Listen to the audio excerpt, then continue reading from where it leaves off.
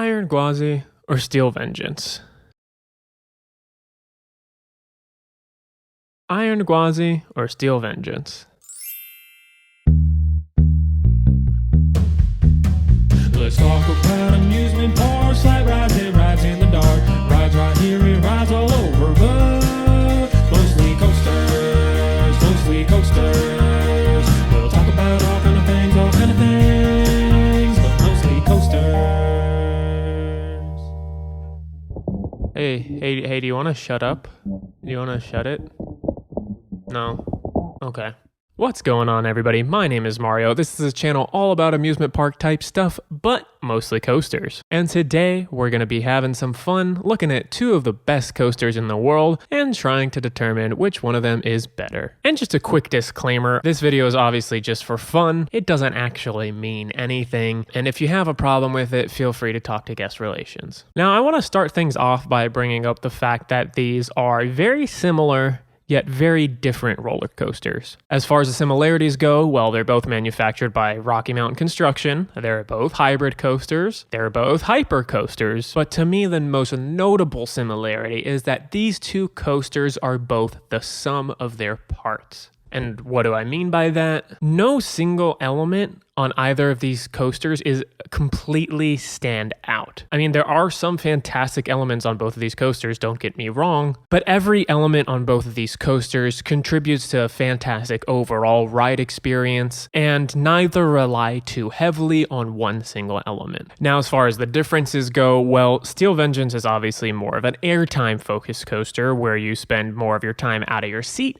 than any other coaster in the world. So Steel Vengeance does everything to try and toss you up out of your seat, while Iron Gwazi is more forceful and varied, doing everything it can to throw you around in every direction. Now, let's get into the fun part of the video. I'm going to be splitting this thing up into three main categories. First, I'm going to be comparing the stats of each coaster. Second, I'll be looking at the ride elements, pitting the similar ones head to head, while also analyzing any elements that don't have a direct comparison. And third, we'll be looking at the ride experience. So, let's look at some stats. To start us off, each coaster has a height of over 200 feet, with Steel Vengeance having a height of 205 feet with a 200-foot drop, and Iron Gwazi having a 206-foot height with a 206-foot drop. So Iron Gwazi is going to get the point there. Next, we have the vertical angle of both drops. Steel Vengeance has a 90-degree drop, while Iron Gwazi has that world record-breaking 91-degree drop.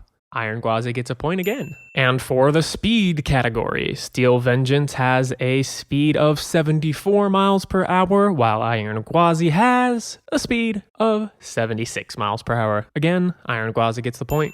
Next up is the inversions, and while Iron Gwazi's inversions may be different depending on who you ask and where you look, Gwazi either has 2 inversions or 3 inversions. But regardless, none of that matters because Steel Vengeance has 4. Point to Steel Vengeance. And to make up some more ground, Steel Vengeance is going to win another category, that category being track length. Iron Gwazi has a track length of just over 4,000 feet, which is nothing to scoff at, but Steel Vengeance has an incredibly long track length of 5,740 feet. Last but certainly not least, Steel Vengeance crushes Iron Gwazi in the ride duration category with a ride time of 1 minute and 31 seconds from the lift hill to the final brakes, with Iron Gwazi only having half of that with 48 seconds. So one last point for Steel Vengeance to tie it all up at 3-3. And even though we're even, Steel Vengeance clearly wins its categories a lot more handily than Iron Gwazi does, but that's why stats only tell part of the story. So for the next part of the story,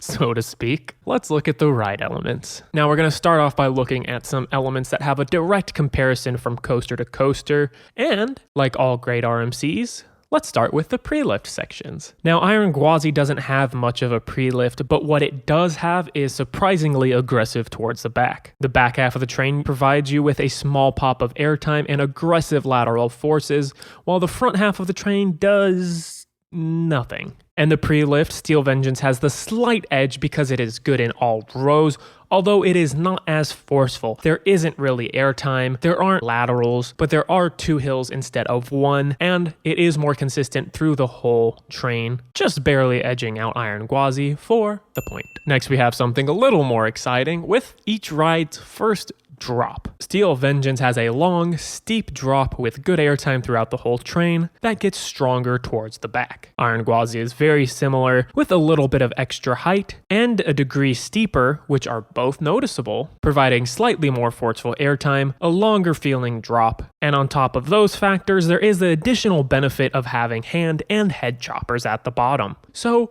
Iron Gwazi gets a point. Next up, we have our massive outer banked airtime hills. And this is probably the toughest element to judge because both are phenomenal in their own unique way. Iron Gwazi has more forces overall, with positive G-forces entering the element, whippy laterals transitioning in and out of the actual airtime moment, and very strong ejector airtime at the apex of the element in all rows. And this is another element of Iron Gwazi's where the supports flying over your head add to the excitement of the ride. When it comes to Steel Vengeance's outer banked airtime hill, it's not as varied, but you do get more sustained airtime. This is one of the best sustained airtime moments out there, making it a better airtime moment compared to Iron Gwazi, but since it is a little one note, I don't think it's as good overall. Iron Gwazi gets the point. The first inversion of each coaster. Now this is definitely the definition of similar but different. Steel Vengeance's first inversion is essentially a 0G roll traveling upwards, while Iron Gwazi has a 0G roll traveling downwards. However, these elements do have a similarity in that both twist riders more than 360 degrees. Steel Vengeance's first inversion is better experienced in the front row, that is where you twist faster, have more laterals, and overall is more intense and disorienting. Iron Gwazi has the same effect, but towards the back of the train. Both provide an amazing sensation, but I do slightly prefer Iron Gwazi's quote-unquote death roll, because I think this twisting sensation is better experienced traveling down towards the ground. Another point for Iron Gwazi. Next up, we're going to be comparing the more prominent of each ride's wave turns. So this isn't referring to the 2 smaller, not as noticeable wave turns before each ride's stall. We're going to be comparing the wave turn on Steel Vengeance's third lap to the wave turn over the station for Iron Gwazi. And these are 2 really different style wave turns. Iron Gwazi focuses on having speed while traveling sideways, with its great airtime almost being overshadowed by the phenomenal pacing and sense of speed, where Steel Vengeance specifically has profiling to provide a jolt of sideways airtime. In my opinion, Iron Gwazi is a little bit better because of the speed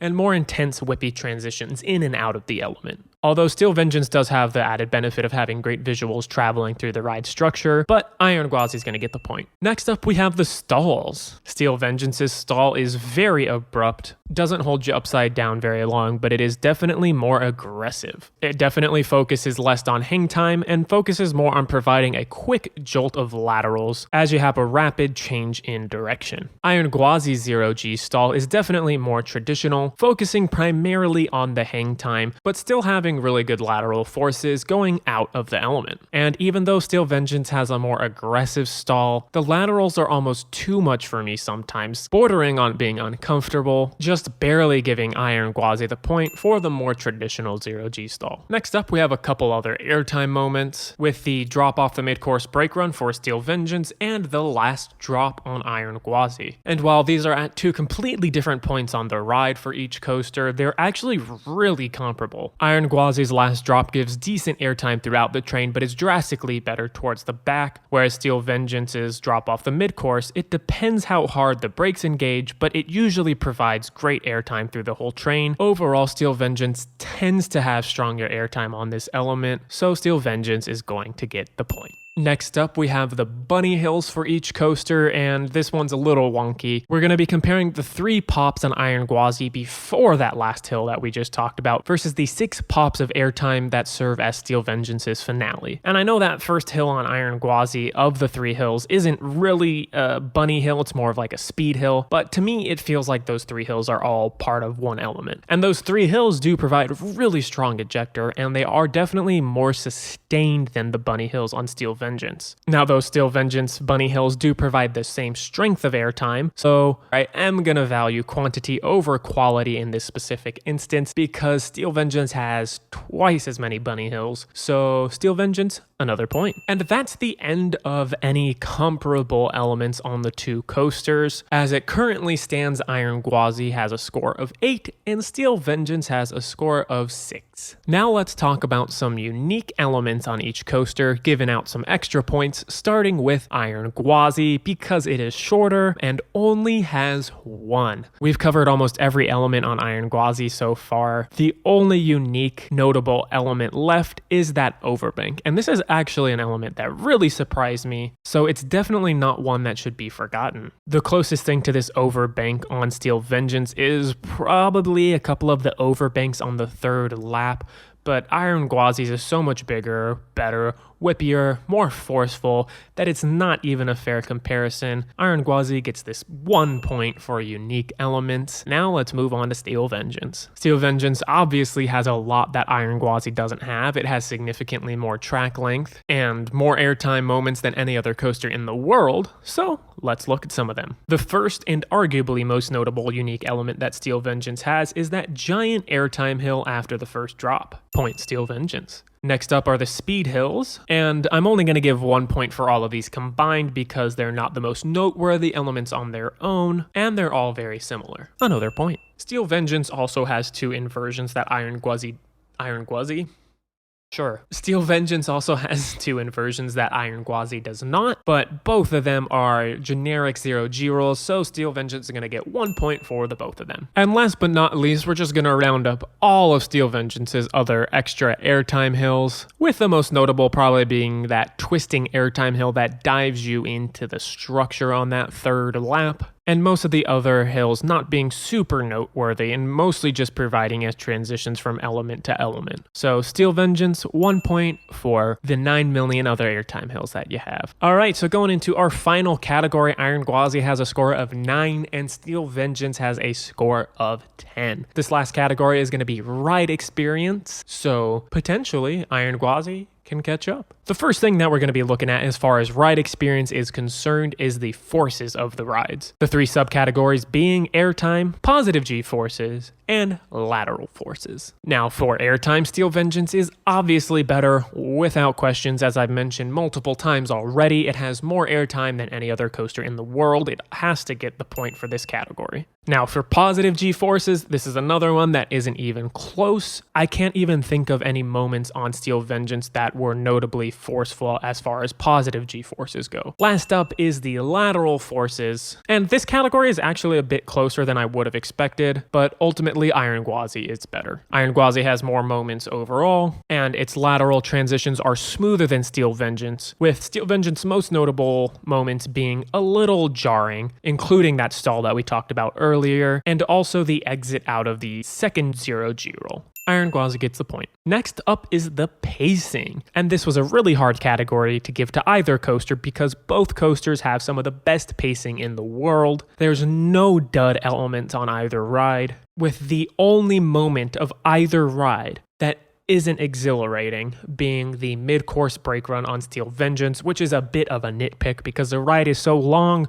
But Iron Gwazi does have to get the point because there isn't a single moment on it where you can catch your breath. Next up are a couple categories that are pretty arbitrary. So again, this is an opinion-based video. We have intensity and fun. As far as intensity goes, Iron Gwazi is going to win that category just because the positive G-force is pushing you down in your seat, making you feel like your face is melting at some points. That's a lot more intense than just being thrown out of your seat. Now, as far as the fun category goes, Steel Vengeance is more accessible and I'd say more fun overall because of the fact that it isn't too intense, whereas Iron Gwazi could be too intense for some people, thus making it not as fun. So Steel Vengeance just barely edges out in that fun category. So a point for Iron Gwazi, a point for Steel Vengeance. One of the most noteworthy categories, in my opinion, variety. There's no way to put it nicely. Steel Vengeance is kind of one note. Steel Vengeance focuses almost solely on airtime, while Iron Gwazi has a fantastic variety of both elements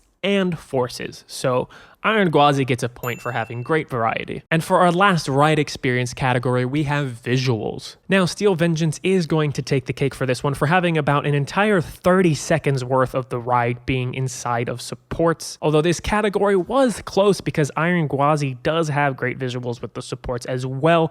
It's just not for as long as Steel Vengeance. So Steel Vengeance gets a point. But not quite enough to catch up. Iron Gwazi has 14 points, Steel Vengeance has 13. Now, is there any way that we could search for points anywhere to try and get Steel Vengeance back in the mix? No. I did want to add extra categories onto the end, but any category I could think of, both of the coasters were truly equal. As far as the theming goes, neither ride has a ton of theming, but what it does have is really good. The overall appearance of these two coasters both tower over the areas of the park that they stand in. You could really make arguments for either being more aesthetically pleasing. And then as far as any type of operational things go, I can't really judge that accurately because I haven't been on Iron Gwazi since Media Day, so that's not really normal operations, so I can't even compare operations. So the final score is going to be Iron Gwazi with 14 points and Steel Vengeance with 13. And it's honestly not surprising to me that this was very close because both are fantastic rides, but I do think that Iron Gwazi is just one little point better than Steel Vengeance. But that's going to do it for this one. Please comment down below which coaster you think is better, whether or not you've been on them. If you liked this video, go ahead and give it a thumbs up and subscribe for more content like this. But until next time, this is the end of the video.